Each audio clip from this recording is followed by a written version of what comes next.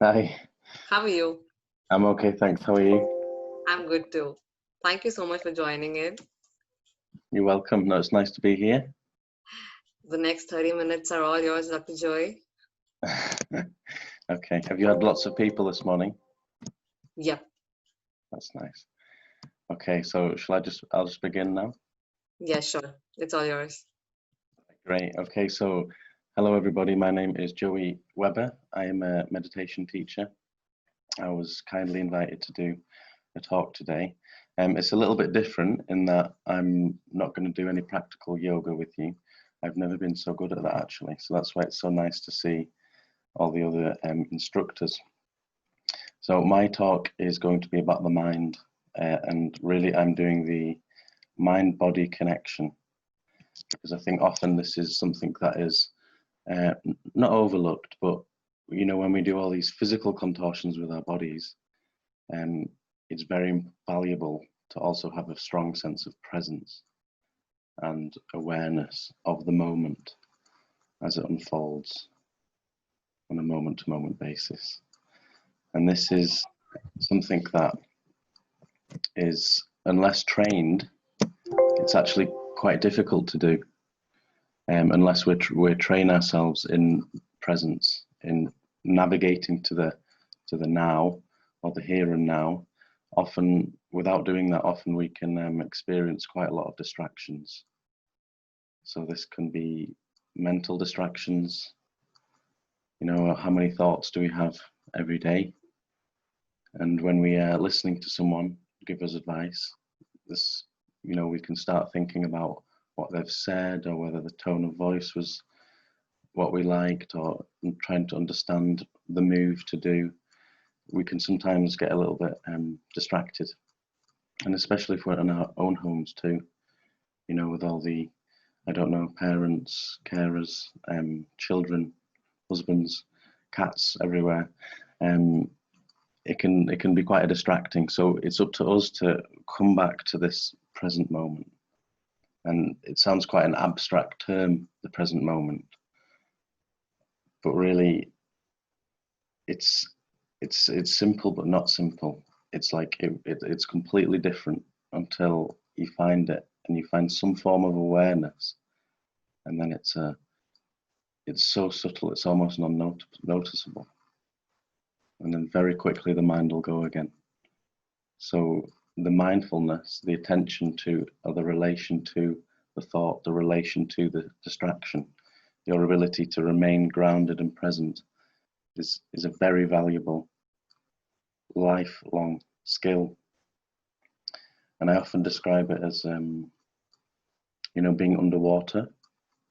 So non-presence and not being here fully is underwater, because the whole reality appears, you know, appears very real, but in this reality it's complete distraction.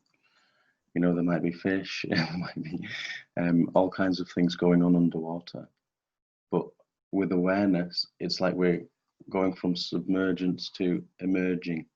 We suddenly can breathe, and there is no other understanding of what it's like to be in the water, because you've fully come out of it. So it's a very subtle difference. Non-awareness, awareness. I've heard it be called unconsciousness, consciousness, present moment, or mindfulness, mindlessness. You know, whatever you want to term it, whatever terminology you like, it's the difference between awareness and distraction. Very, very subtle.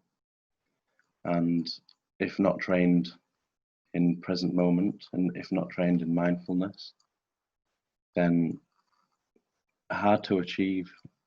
Or even if we get a tiny little moment of it, if we're not careful, we'll suddenly be in another thought down the road, or we'll be, you know, and thinking of something else, or analyzing, or planning, or just having a mental image or a memory or some future fantasy emerging, and you know, we momentarily lose connection. And this connection, this nowness, is also very interesting, because when you really try and find the present moment, what you realize is that there's actually not really such a thing. There's only ever new nowness or new moments. When we meditate and follow the breath, there is never the same breath twice, and never the same sensation twice.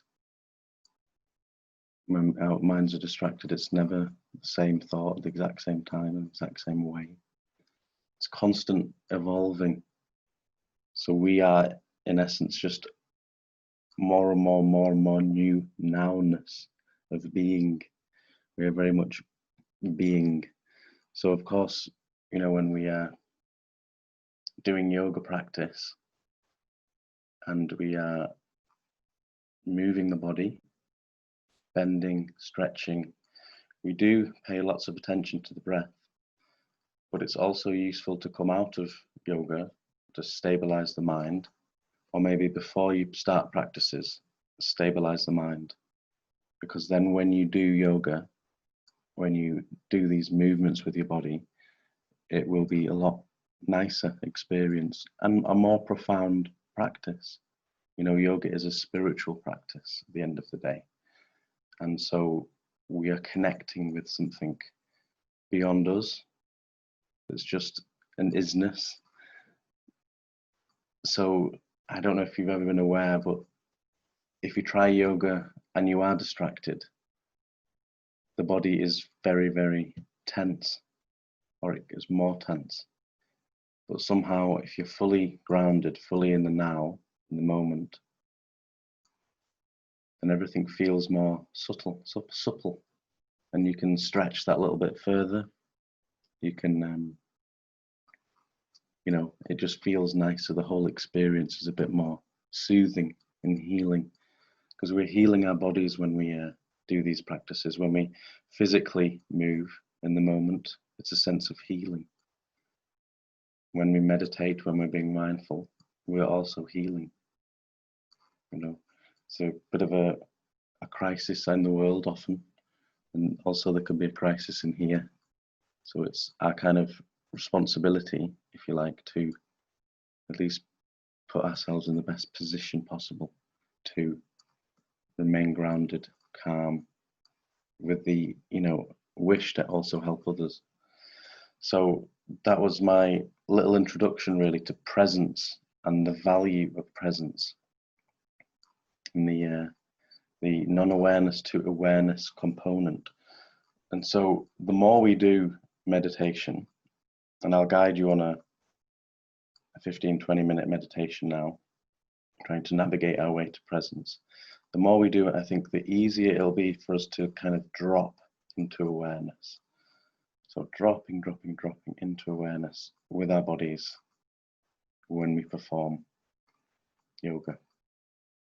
So we can listen and perform in a fluid transaction rather than, you know, getting all tense or worked up, or am I doing it right? Or, you know, because all our bodies are different, all our minds are different. So this difference isn't a problem, so to speak, unless we make it so with our minds. So we should enjoy each moment. There should be a sense of joy within all of the movements. And just cultivating this presence, if we are doing this and everyone that we're connecting to is doing this too, then the experience itself ripples out. Well, that's the wish, that other people are then influenced, because they say, wow, these people really do practice what they preach. They are giving off a sense of calm. They are engaging with, you know, the present moment. They're as best possible, not getting distracted. So many, many benefits. And I hope it comes across that the two are not exclusive, the mind, body. There is an ultimate connection. Whatever the mind does, the body follows. The mind's tense, the body's tense. The body's loose, relaxed. The mind's loose and relaxed. So we're almost trying to achieve this perfect combination of balance mental equipoise and allowing and kind of trusting the moment to evolve, you know, rather than, oh, am I doing it right? Am I doing it right? Is this, you know, thinking music's coming on and thinking about stuff. So, okay, so I've talked now for 10 minutes, so that's all I wanted to do. If you'd like to join me in a meditation, that would be fantastic. Can you all hear me okay?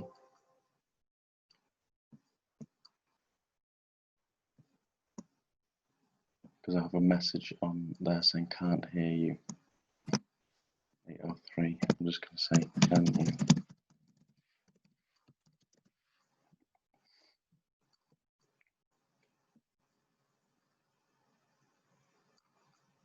Okay, great. So if you're watching, sorry about that, but we have to deal with the moment, and there was a moment there of not knowing whether I was being heard. So I hope that didn't break the transition on the live stream. Okay, so if you'd like to, I'd like to invite you all to close your eyes, and hopefully you're sitting on a chair or on a yoga mat, and slowly take some deep breaths through the nostrils.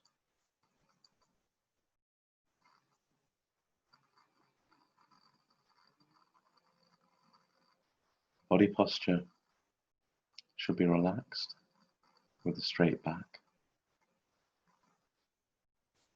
Not too straight. We're inviting tension, nor too loose. Send us all to sleep before dinner.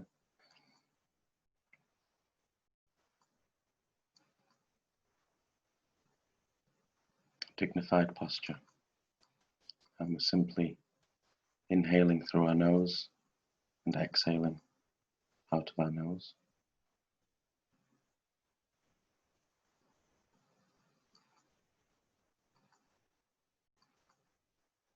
Allowing ourselves to come to this moment.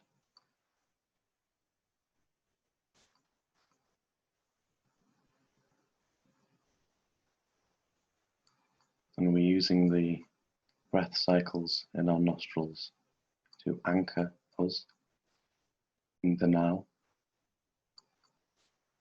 So we're gently following the breath as we breathe in.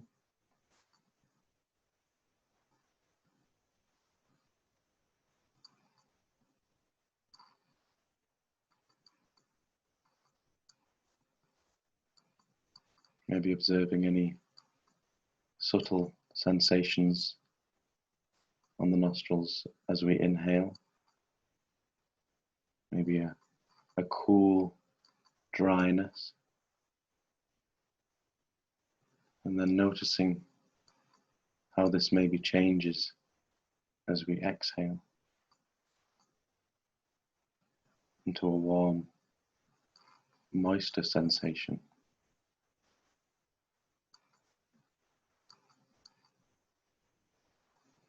And if any thoughts arise or distractions, mental images and so forth arise in the mind, that's okay.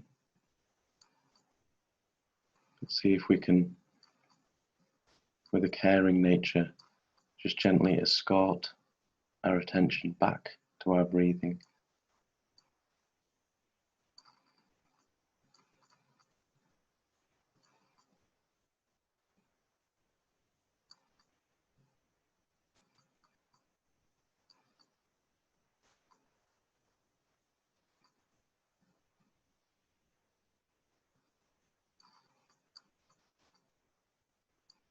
And any times that we get distracted, we remember, then relax ourselves. Remember, this is all about relaxation too. And then we're escorting our attention back to our breathing in a light-hearted way, not getting involved in the distraction.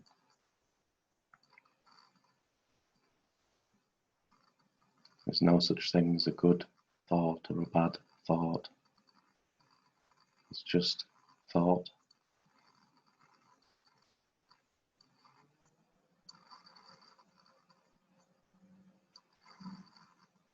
And same with any sounds. Don't know what your environment's like. Any noises, it's okay. Noises are not a barrier to meditation unless we allow them to be so. And rather than identify with the sound as a good sound, a bad sound, simply allow the sounds to come and go in the moment, including my voice.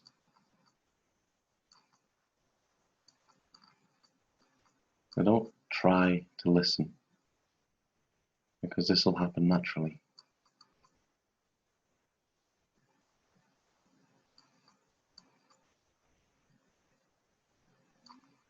Just gently follow your breathing as we inhale. Know that we're breathing in,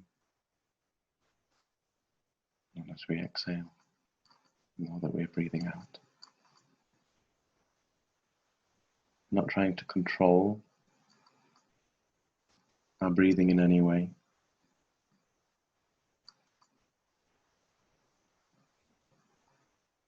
It's as if the air is naturally coming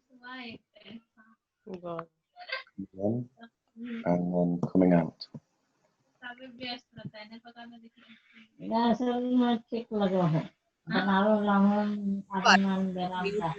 Preeti Kumari.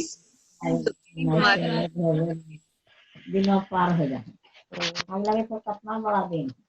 I'm so sorry, Dr. Joy, for this disruption. So Preeti Kumari, can you please mute yourself?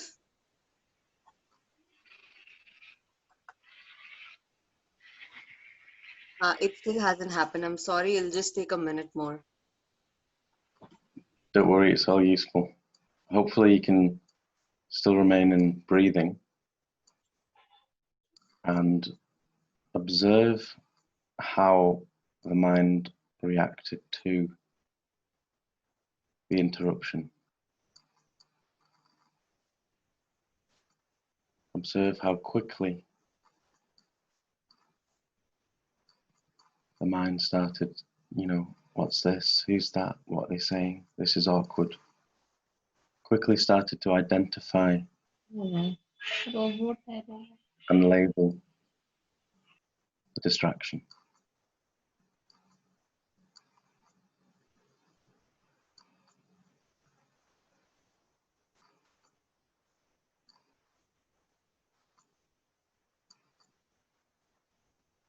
And any effective meditator doesn't need the perfect environment to be able to practice.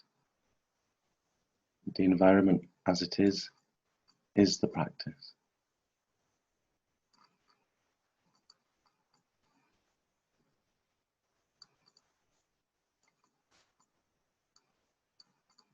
All part of the experience in the now.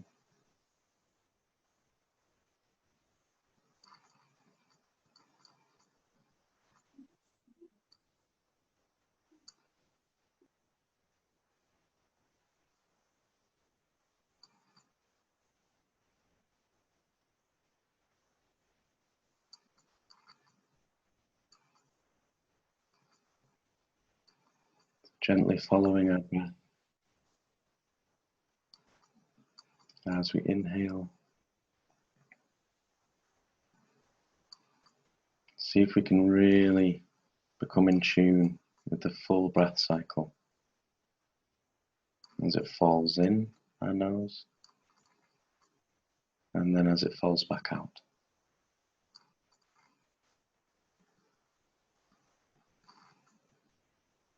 And feel this full body presence.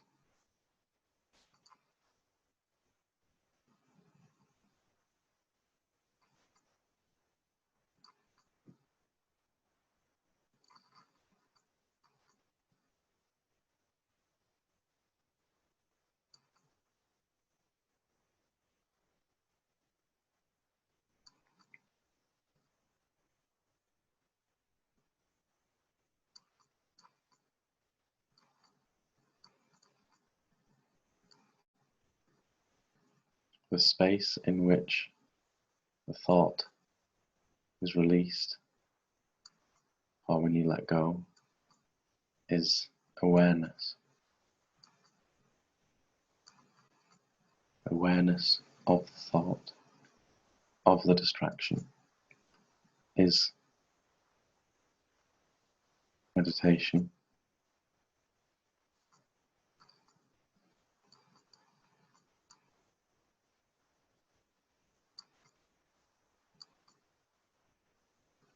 And so our mind can drop into awareness of our bodies.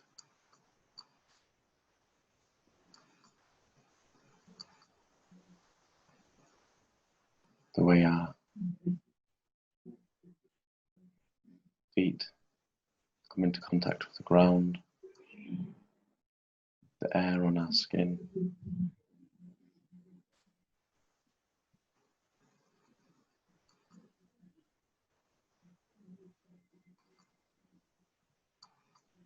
And so in yoga, cultivating this quality, this introspective quality, is introspective quality, is so useful for all of the rest of today and your future practice. And you become more and able to deal with whatever distraction arises without, having a reaction to it, an emotional reaction, or, oh my God, I can't believe there was some noise in my meditation, or I'm trying to do yoga and the kids are running around. It's all okay. It's all good. It's all useful practice. So do you have any, I would like you to end the meditation now and take a few moments to just reacclimatize.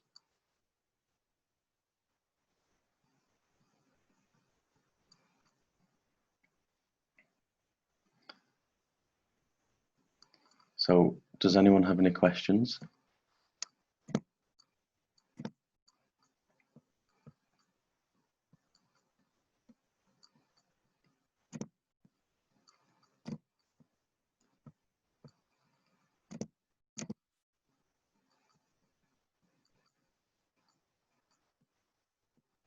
So I think that's all I really want to do today.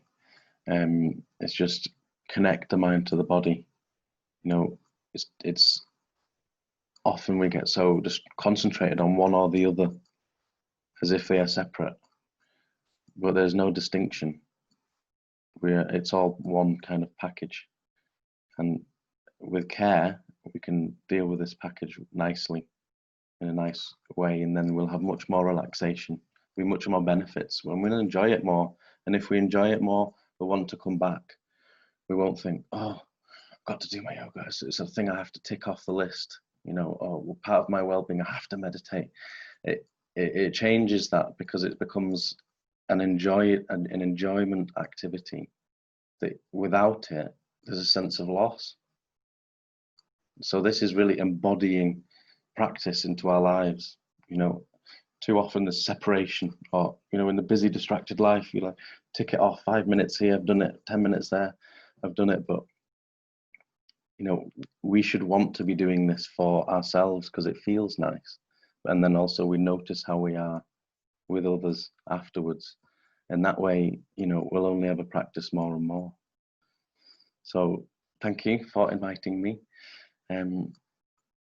I enjoyed it, and if anyone's got any questions, you can ask me in the chat or not.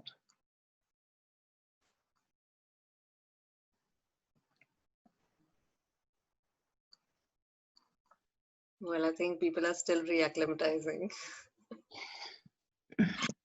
But it was really nice. Thank you so much. Through the day, it's almost half of the event that's over for us. And through the day, I would have been hustling around, and this just 10 minutes of attending this really helped me come back. So thank you so much, Dr. Joy. You're welcome, no problem. And yeah, through this initiative, we are trying to get people to be more aware about their mental health and holistic health. And thank you for being a part of this initiative where we try to do it globally. And so Dr. Joy is from Manchester, UK, and I think I can see all people of all nationalities on the chat. So that's great.